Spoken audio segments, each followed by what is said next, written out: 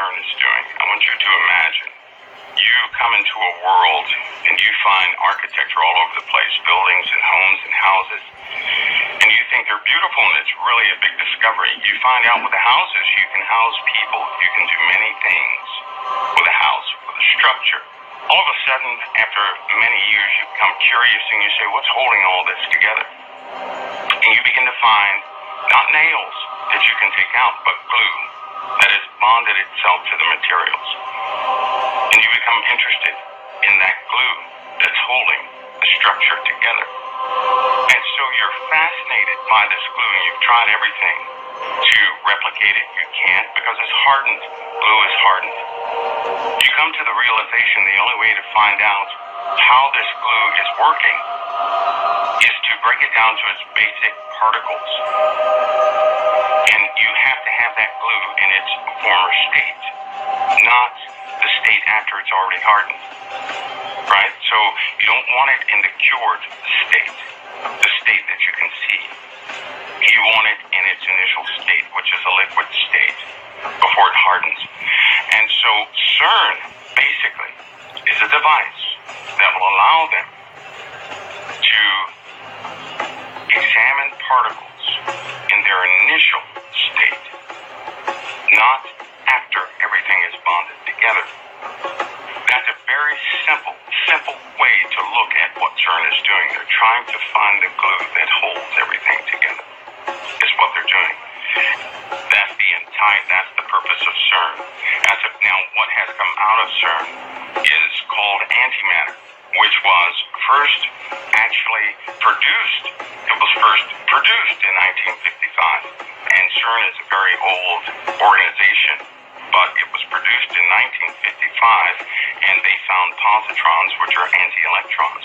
To understand what antimatter is, I'm going to have to explain the very bare basics of what matter is. And believe me, it's going to get very weird here shortly, because you're going to begin to see exactly what they're doing. But you have to understand what you're looking at now. The matter and antimatter are in fact opposites. Now, the matter that we have in front of us, if you take a piece of wood, nothing happens. It's just a piece of wood. But if you set that wood on fire, you have caused a reaction. And then it's in a dangerous potential state. It's active. If you have a battery outside of your cell phone, it does nothing. You put the battery inside the cell phone, the electrons begin to flow. The electrons will flow from one place to another. Essentially, that's what electronics are, the control of electrons. They control the direction, the speed of electrons, which create tiny pulses. They flow or don't flow, flow or don't flow. Those are called gates. Those gates form computers. And with a computer, we can do fascinating things. This is why they did, in fact, take Nikola Tesla's findings, because he discovered some things with electrons and protons that were very fascinating. Electricity within itself is a visual observation of electrons and protons in their active state, non-controlled state. Antimatter is the opposite of the matter that we can't control. Antimatter cannot be controlled. In fact, when they first produced antimatter, they had to have a facility to contain it, because unlike the wood, where you have to have a reaction to cause it to burn, antimatter, you have to have a containment to cause it not to burn. That's the only way they can store it, with massive facilities to store it. Let me give you an example. In a nuclear bomb, it takes timing, which takes electronics, and the explosions have to be just right to cause a reaction. That's a nuclear bomb, like the Hiroshima bomb, which takes pounds of nuclear material to cause it to react. And it has to be very precise. Well, let's go the opposite. Let's say we had antimatter, correct? If we had 1 gram of antimatter, that would would equal about 42 or 40, let's just say 45 kilotons of TNT, which is about 4 Hiroshima bombs. And it's already inherently unstable. It's unstable. The only way to harness antimatter is to contain it. And it takes very large and expensive facilities to contain just 1 gram of antimatter. Some have failed, some have not. If those containment devices fail, they cause megaquakes. That's what happens when they fail. Now we're talking small, tiny drops of antimatter. I mean, just drops of raw antimatter. It's highly unstable. It has to be isolated from the rest of reality when it's contained in a literal sense. Our body is held together by that glue that they're searching for, that bonds matter together. Those who understand what's called the standard model, they have a pretty good idea of what would happen if the force table in the standard model is just an explanation of how all things work. You're dealing with matter and force, and they have categorized the elements of matter, everything we can touch and feel and observe, in what's called quarks, the building blocks, of protons and nuclei. What they're looking for is a higher explanation of how everything works. This is the particle they're searching for. Now they've found half of it. They already found a component of it.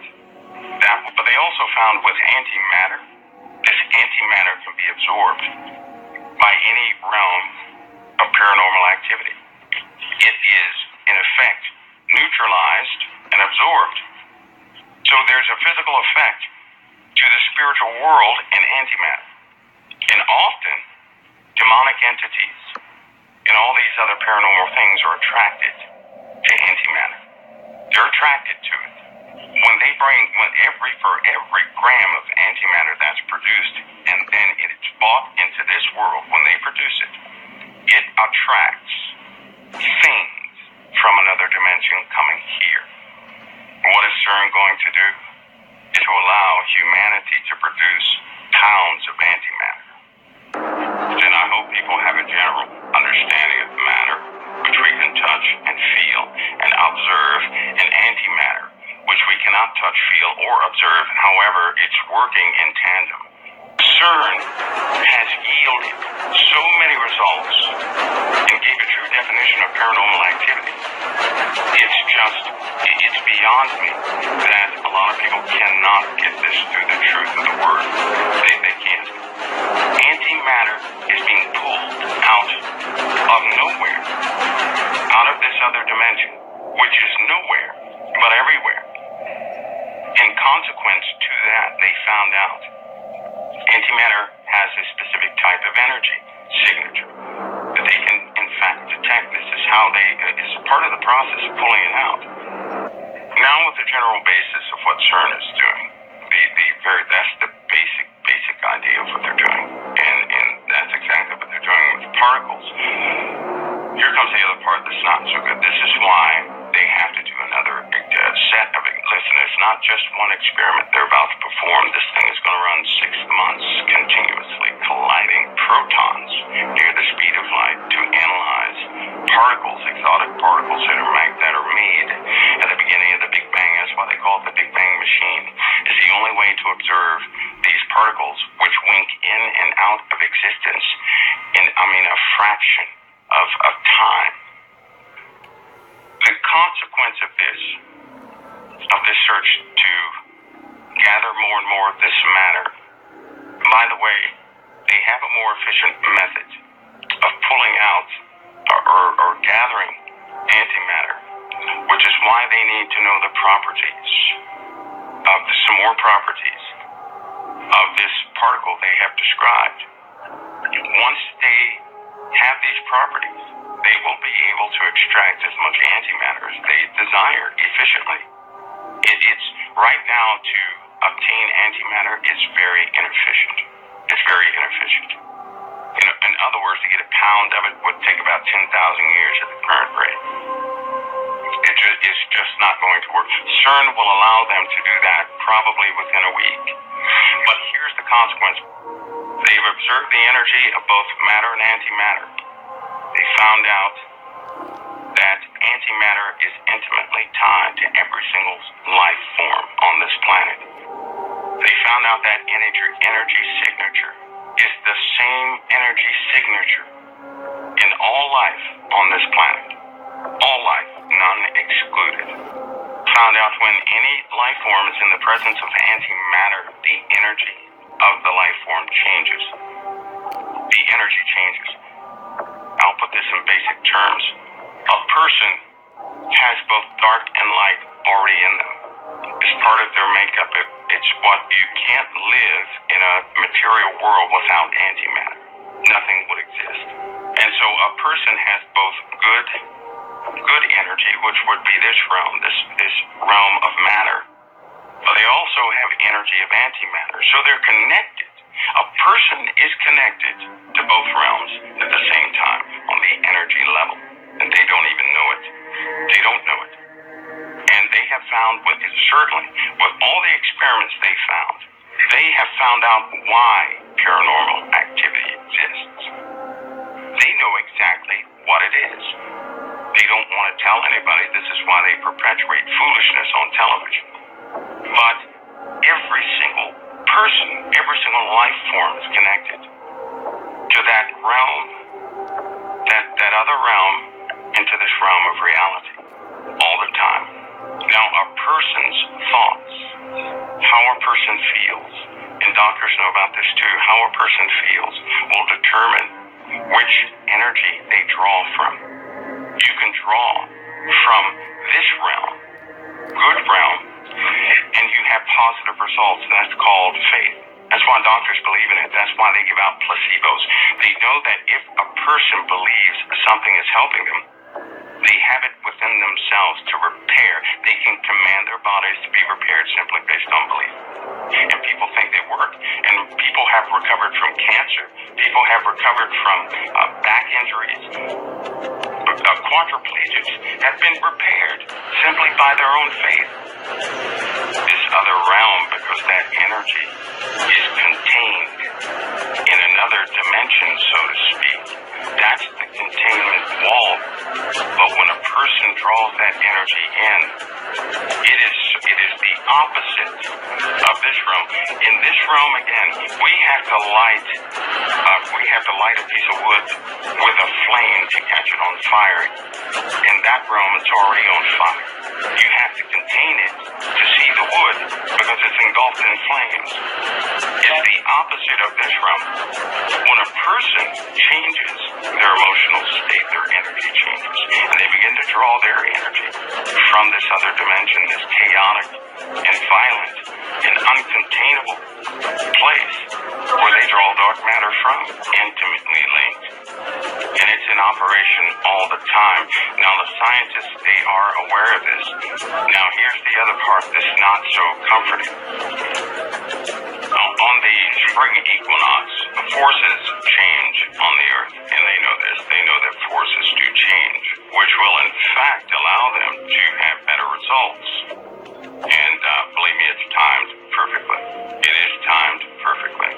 With the basic introduction of what CERN is doing and what it is, and the dark matter and matter itself. Now we get into the heart of the matter, of what's actually, there will be consequences.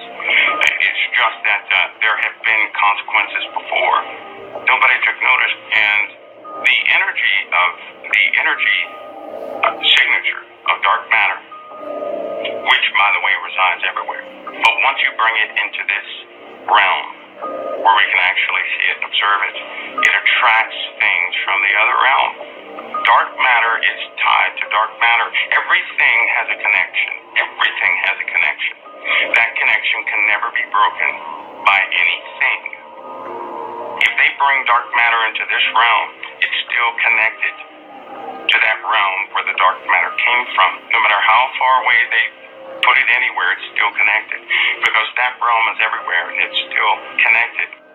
Because it's connected, it effectively increases paranormal activity around where it's contained. And this is why they shift facilities of where they once kept dark matter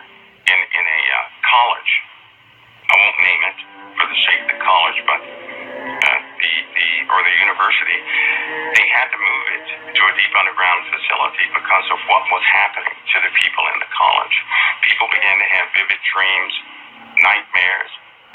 The violence began to erupt and vile things began to happen in those places. And it's because it's a chaotic piece of matter. It is just chaotic. And it's very difficult to contain something that is so powerfully chaotic.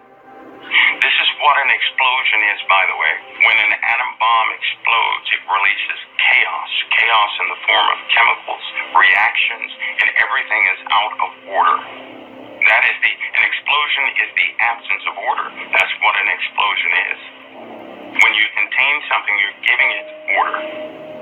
So it's controlled. Here's the worst part. Understanding that dark matter is always connected to its source, which is that realm where the dark matter came from, the realm that's all around us.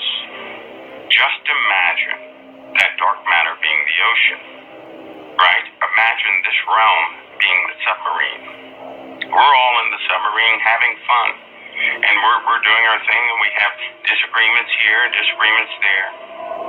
And then we find out there's a hole in the sub. But the hole is not, we thought the hole was in the sub, but it wasn't in the submarine itself. It was, in fact, in the people. The people's water inside their bodies began to increase based on their emotions. Let's just say that. And the dark matter can then come into this realm through people.